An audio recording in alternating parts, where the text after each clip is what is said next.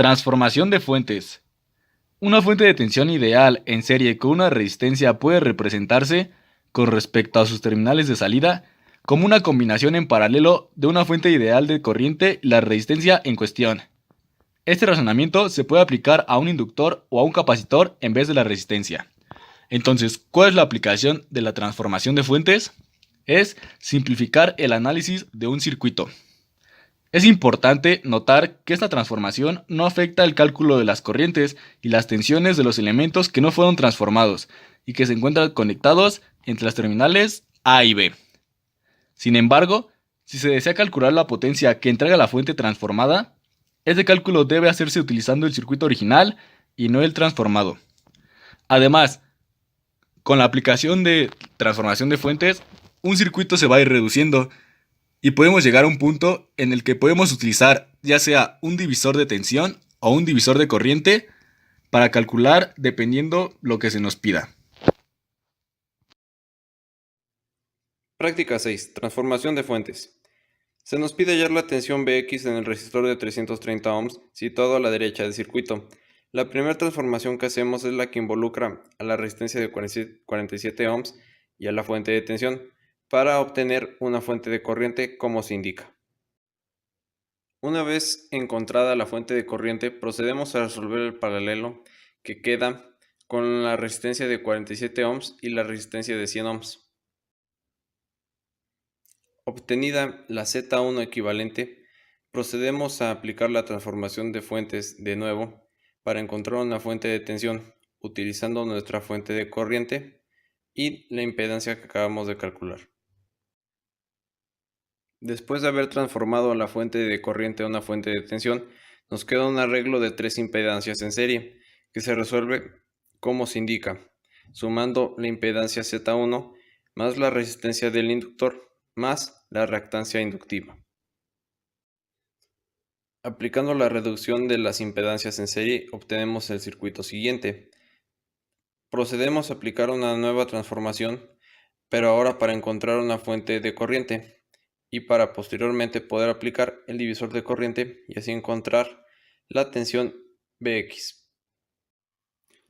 Tras haber aplicado la transformación de fuentes para encontrar la fuente de corriente 2, tenemos la disposición en paralelo de Z2 con una resistencia de 220 y la reactancia capacitiva. Procedemos a resolver este paralelo y obtenemos este resultado de 250.35 menos 62.52 J ohms.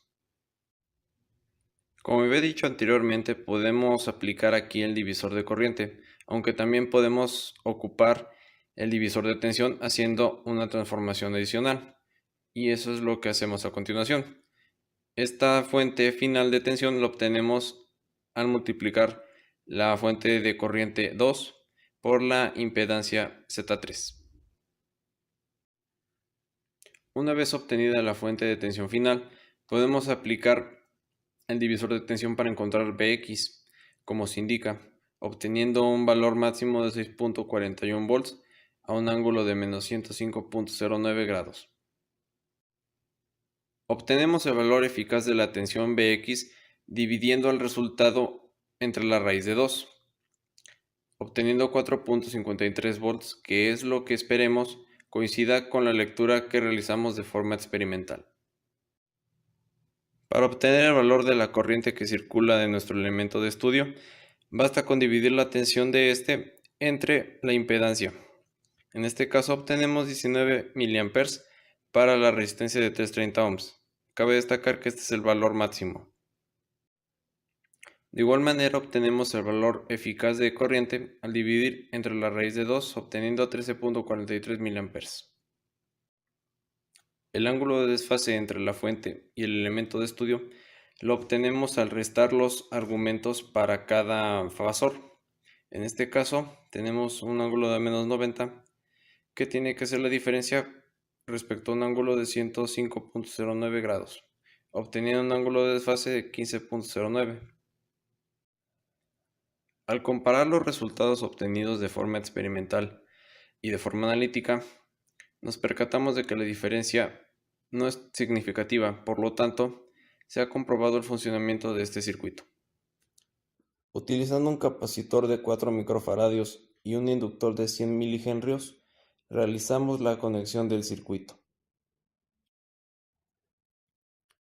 Conectamos el canal 1 del osciloscopio a la fuente y el canal 2 al elemento donde se mide la tensión Bx, es decir, a las terminales de la resistencia de 330 ohms. Posteriormente obtenemos la curva de Lissajous para estas dos sinusoides. Conclusión. En esta práctica aprendimos el uso de transformación de fuentes para hallar la tensión y la corriente que circula a través de un elemento pasivo de un circuito eléctrico. Esto mediante cálculos analíticos y comprobando de manera práctica con ayuda del multímetro. También comparamos mediante el uso del osciloscopio sus ondas sinusoidales entre el elemento pasivo y la fuente de tensión que alimenta a nuestro circuito eléctrico.